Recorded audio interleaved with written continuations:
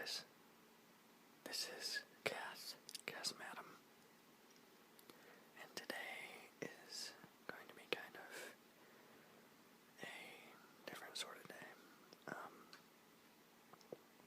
I'm going to be doing a reading of chapter 21 from A Clockwork Orange by Anthony Burgess. This is a kind of personal thing. If you want to know why that is, I'll leave an explanation in the description. But for now, just enjoy.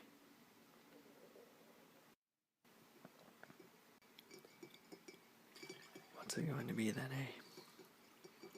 There was me, your humble narrator, and my three droogs. That is Len, Rick, and Bully. Being called Bully because of his bullshit big neck and very grumpy gloss, which was just like some bullshit great bull bellowing, "Ah." We were sitting in the Kurova milk bar, making up our rasa ducks, what to do with the evening. A flip, dark, chill winter bastard, though dry. All round were Chelovex, well away on milk plus Velichet and Synthamesque and Drencrom and other veshes which take you far, far, far away from this wicked and real world into the land to Vidibog and all his angels and saints in your left sabog with lights bursting and spurting all over your mosque. What we were repeating was the old Moloko with knives in it, as we used to say, to sharpen you up and make you ready for a bit of dirty 20 to 1. But I've told you all that before. We were dressed in the height of fashion, which in those days was these very wide trousers and a very loose black shiny leather-like jerkin over an open-necked shirt with a like scarf tucked in. At this time, too, it was the height of fashion to use the old Britva on the Gulliver, so that most of the Gulliver was bald and there was hair only on the sides. But it was always the same on the old Nagas, real horror show bullshit big boots for kicking litzos in. What's it going to be then, eh? I was like the oldest of we four. They all looked up to me as their leader, but I got the idea sometimes that Bully had the thought in his Gulliver that he would like to take over, this being because of his bigness and the grumpy gloss that bellowed out of him when he was on the warpath. But all the ideas came from your humble, oh my brothers.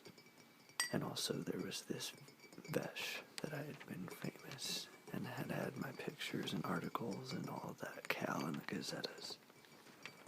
Also, I had by far the best job of all we four, being in the National Grammadisc Archives on the music side, with a real horror show carman full of pretty Polly at the week's end, and a lot of nice free discs for my own Malinky self on the side. This evening in the Kurova, there was a fair number of Vex and Titskas and Devotchkas and Malchiks smacking and peating away, and cutting through their gava reading and the burbling of the inlanders with their Gorger Falatuk and the worm sprays in fill-tip slaughter balls, and all that cal. You could slushie a pop disc on the stereo, this being Ned Achimoto singing That Day, Yeah, That Day. At the counter were 3 Devotchkas dressed in the height of Nadsat fashion. That is to say, long uncombed hair dyed white and false scrooties sticking out a meter or more, and a very, very tight, short skirts with all like frothy white underneath. And Bully kept saying, "Hey, get in there, we could, 3 of us. Old Len is not interested, leave old Len alone with his god." And Len kept saying, "Yarbles, yarbles. Where's the spirit of all for one and one for all, eh, boy?" Suddenly I felt both very, very tired and also full of tingly energy, and I said, "Out, out, out, out, out." "Where to?" said Rick, who had a litzo like a frog's. "Oh, just to vidi what's doing in the grate outside," I said. But somehow, my brothers, I felt very bored and a bit hopeless, and I had been feeling that a lot these days. So I turned to the Chelovek nearest me on the big plush seat that ran right round the whole mesto. A Chelovek, that is, who was burbling away under the influence, and I fisted him a real scarry ack in the belly. But he felt it not, brothers, only burbling away with his cart virtue, wherein top tails lieth the papa corns. So he scattered out into the big winter nachi. We walked it down Margarita Boulevard, and there were no Millicents patrolling that way. So when we met a starry Vec coming away from a news kiosk where he had been petting a Gazetta, I said to Bully, "All right, Bully boy, thou canst if thou wishest." More and more these days I had been just giving the orders and standing back to vidi them being carried out. So Bully cracked into him, and the other two tripped him and kicked at him, smacking away while he was down, and then let him crawl off to where he lived, whimpering to himself. Bully said, "How about a nice yummy glass of something to keep out the cold, oh Alex?" For we were not too far from the Duke of New York. The other two nodded yes, but all looked at me to vidi whether that was all right. I nodded too, and so off we iddied. Inside the snug there were these starry titskas, or sharps, or babuchkas, you will remember from the beginning. And they all started on their evening, lads. God bless you, boys. Best lads living, that's what you are.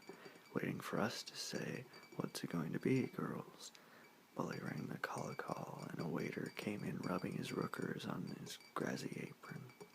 "Cutter on the table, droogies," said Bully, pulling out his own rattling and chinking mound of dang. "Scotchman for us, and the same for the old babuchkas, eh?" And then I said, "Ah, to hell, let them buy their own."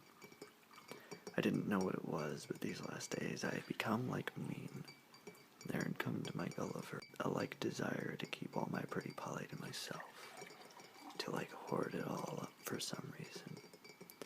Bully said, "What gives, Bratty? What's coming over, old Alex?" "Ah, to hell," I said, I don't know.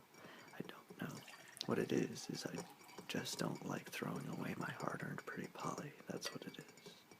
"Earned," said Rick. "Earned. Doesn't have to be earned, as well thou knowest, old droogie.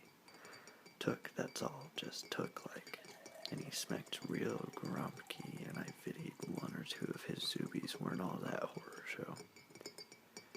"Ah," I said, "I've got some thinking to do." But vidying these babuchkas looking all eager for some free alk, I shrugged my plechos and pulled out my own cutter from my trouser carman. Notes and coin all mixed together and splunked it tinkle-crackle on the table. "Scotchman all round right," said the waiter. But for some reason I said, "No, boy, for me make it one small beer right." Len said, "This I do not much go for," and he began to put his rooker on my Gulliver, kidding I must have a fever. But I snarled doggy-wise for him to give over Scary. All right, Droog," he said, "as thou sayest."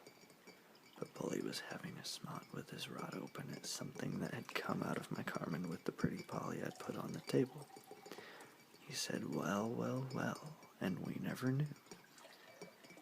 "Give me that," I snarled, and grabbed it Scary. I couldn't explain how it had got there, brothers, but it was a photograph I had scissored out of the old Gazetta, and it was of a baby. It was of a baby gurgling goo, with all Malacca dribbling from its rod, and looking up smecking at everybody. And it was all Nagoy, and its flesh was in all folds with being a very fat baby. There was then a bit of ha struggling to get hold of this bit of paper from me. so I had to snarl again at them and grab the photo and tore it up into tiny, teeny pieces and let it fall like a bit of snow onto the floor. The whiskey came in then, and the starry babushka said, "Good health, lads, God bless you, boys, the best lads living, that's what you are," and all that cow. And one of them, who was all lines and wrinkles and no zoobies and a shrunken old rot, said, "Don't tear up money, son. If you don't need it, give it them as does," which was very bold and forward of her. But Rick said, "Money, that was not, oh babushka. It was a picture of a dear little itsy witsy bitsy bit of a baby." I said, "I'm getting just that bit tired, that I am. It's you who's the babies, you lot, scoffing and grinning, and all you can do is smack and give people bullshit cowardly tall chalks when they can't give them back." Bully said, "Well now, we always thought it was you who was the king of that and also the teacher." "Not well, that's the trouble with thou old droogie." I pitied this sloppy glass of beer I had on the table in front of me and felt like all vomity within, so I went and poured all the frothy Vonnie Cal all over the floor. One of the starry titses said, "Waste not, want not." I said, "Look, droogies, listen. Tonight I am somehow just not in the mood. I know not why or how it is, but there it is. You three go your own ways this nightwise, leaving me out. Tomorrow we shall meet same place, same time, me hoping to be like a lot better." "Oh," said Bully, "right sorry I am, but you could video like gleam in his glazies, because now he would be taking over for this Nachi. Power, power, everybody like one's power." "We can postpone till tomorrow," said Bully, "what we had in mind. Namely, that bit of shop crafting in Gagarin Street. Flip horror show takings there, Droog, for the having." "No," I said, "you postpone nothing. You just carry on in your own like style." "Now," I said, "I off." I got up from my chair. "Where to, then?" asked Rick. "That I know not," I said. "Just to be on like my own and sort things out. You could viddy the old babushkas were real puzzled at me going out like that, and like all morose, and not the bright and smecking mouth chickywick that you will remember." But I said, to hell, and scattered out all in my Adinaki into the street. It was dark, and there was a wind sharp as a nose getting up, and there were very, very few looties about. There were these patrol cars with brutal roses inside them like cruising about, and now and then on the corner you would viddy a couple of very young Millicents stamping against the bitchy cold and letting out a steam of breath on the winter air. Oh, my brothers. I suppose really a lot of the old ultraviolence and crafting was dying out now, the roses being so brutal with who they caught, though it had become like a fight between naughty Nadsads and the roses, who would be more scary with the Nas and the Britva and the stick and even the gun. But what was the matter with me these days was that I didn't care much. It was like something soft getting into me, and I could not pony why. What I wanted these days I did not know. Even the music I liked to slooshy in my own Malenki den was what I would have smacked at before, brothers. I was slooshing more like Malenki romantic songs, what they call lighter. Just a gloss and a piano, very quiet and like yearning. Different from when it had been all bullshit orchestras and me lying on the bed between the violins and the trombones and the kettle drums. There was something happening inside me, and I wondered if it was like some disease or if it was what they had done to me that time, upsetting my Gulliver and perhaps going to make me real Bazoomi. So thinking like this, with my Gulliver bent and my rookers stuck in my trouser carmines, I walked the town, brothers, and at last I began to feel very tired and also in great need of a nice bolshy chasna of milky chai. Thinking about this chai, I got a sudden-like picture of me sitting before a bolshy fire in an armchair, peating away at this chai. And what was funny and very, very strange was that I seemed to have turned into a very starry Chelevek, about 70 years old, because I could vidi my own valois, which was very, very gray. I also had whiskers, and these were very, very gray too. I could vidi myself as an old man sitting by a fire, and then the like picture vanished, but it was very like strange. I came to one of these tea and coffee Mesto's brothers, and I could vidi through the long, long window that it was full of very dull ludies, like ordinary, who had these very patient and expressionless litzos, and would do no harm to no one, all sitting there and goffer-eating like quietly and peating away at their nice harmless chai and coffee. I eddied inside and went up to the counter and bought me a nice hot chai with plenty of Moloko. Then I eddied to one of these tables and sat down to peat it. There was a like young couple at this table, peating and smoking filter-tip cancers and goffer-eating and smecking very quietly between themselves. But I took no notice of them and just went on peating away and like dreaming and wondering what it was in me that was like changing and what was going to happen to me.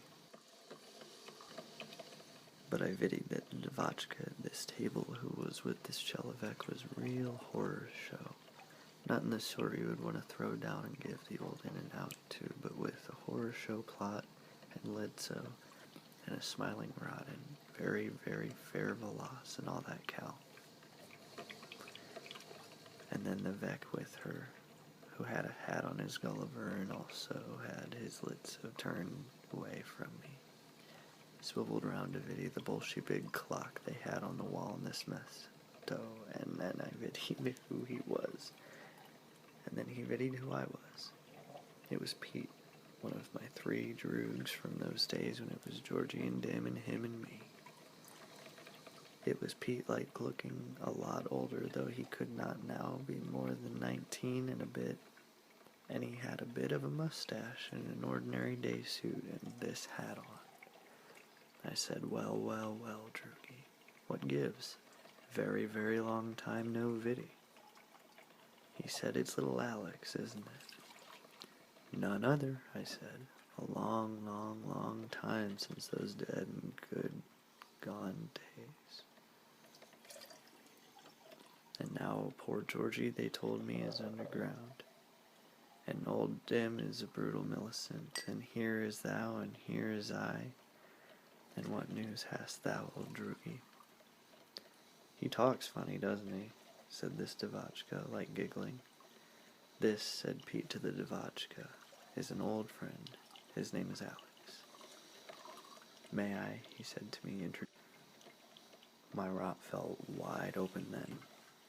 Wife, I like gaped. Wife, wife, wife. And no, that cannot be. Too young art thou to be married, old Droog. Impossible, impossible. This Devotchka, who was like Pete's wife, impossible, impossible, giggled again and said to Pete, Did you used to talk like that too? Well, said Pete, and he like smirked. I'm nearly 20, old enough to be hitched, and it's been 2 months already. You were very young and very forward, remember? Well, I like gaped still. Over this, yet I cannot, old droogie. Pete married. Well, well, well. We have a small flat, said Pete. I am earning very small money at State Marine Insurance, but things will get better, that I know. And Georgina here. What, again, is that name? I said, rot still open, like Bazumni. Pete's wife. Wife brothers. I like giggled again. Georgina, said Pete. Georgina works too. Typing, you know. We manage. I could not, brothers, take my glasses off him, really. He was like grown up now, with a grown up gloss and all. "You must," said Pete. "Come and see us sometime. You still," he said, "look very young despite all your terrible experiences." Yes, yes, yes. We've read all about them. But of course, you are very young still. 18, I said, just gone. 18, eh? Said Pete. As old as that. Well, well, well. Now, he said, we have to be going. And he gave this Georgina of his loving look and pressed one of her rookers between his, and she gave him one of these looks back, oh my brothers. Yes, said Pete, turning back to me. We're off to a little party at Greg's. Greg, I said. Oh, of course, said Pete. You wouldn't know Greg, would you? Greg is after your time. While you were away, Greg came into the picture. He runs little parties, you know, mostly wine cup and word games. But very nice, very pleasant, you know. Harmless, if you see what I mean. Yes, I said, harmless. Yes, yes, I vidi that real horror show. And this Georgina Devotchka giggled again at my slovos. And then these two iddied off to their Vani word games at this Greg's, whoever he was. I was left all on my Adinaki with the milky chai, which was getting cold now, thinking and wondering. Perhaps that was it, I kept thinking. Perhaps I was getting too old for the sort of jeesney I had been leading, brothers.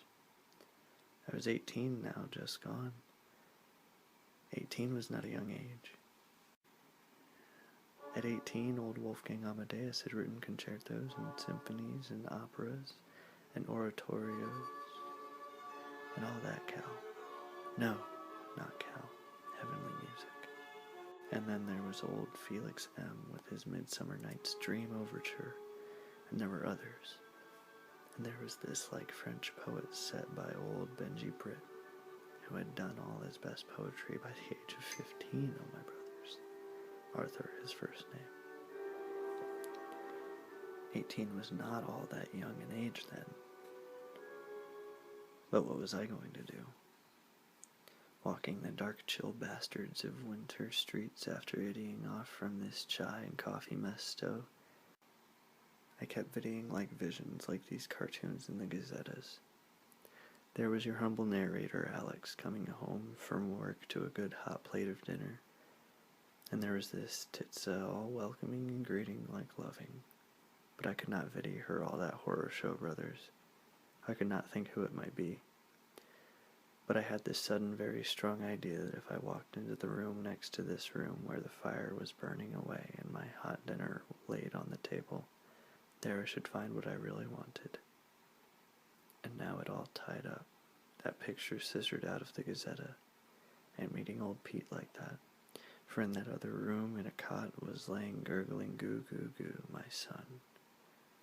Yes, yes, yes, brothers, my son. And now I felt this bullshit big hollow inside my plot, feeling very surprised too at myself. I knew it was happening, oh my brothers. I was growing up. Yes, yes, yes, there it was. Youth must go, ah yes, but youth is only being in a way like it might be an animal. No, it is not just like being an animal so much as being one of these Malenki toys you viddy being sold in the streets. Like little Cheloveks made out of tin and with spring inside and then a winding handle on the outside, and you wind it up, grr, grr, grr, and off it iddies like walking, oh my brothers. But it iddies in a straight line and bangs straight into things, bang, bang, and it cannot help what it is doing. Being young is like being one of these Malenki machines.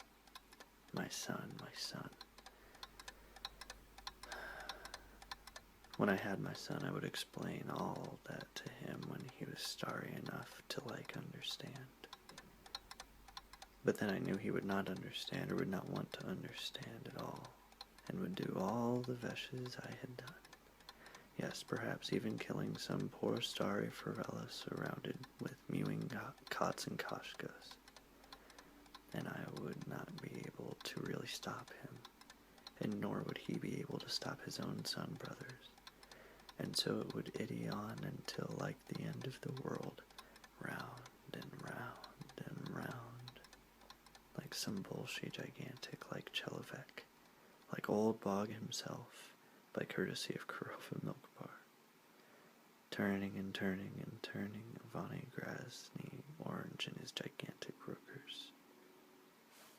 But first of all, brothers, there was this vesh of finding some Devotchka or other who would be a mother to this son. I would have to start on that tomorrow, I kept thinking. That was something like new to do. That was something I would have to get started on. A new like chapter beginning. That's what it was going to be then, brothers, as I come to the like end of this tale.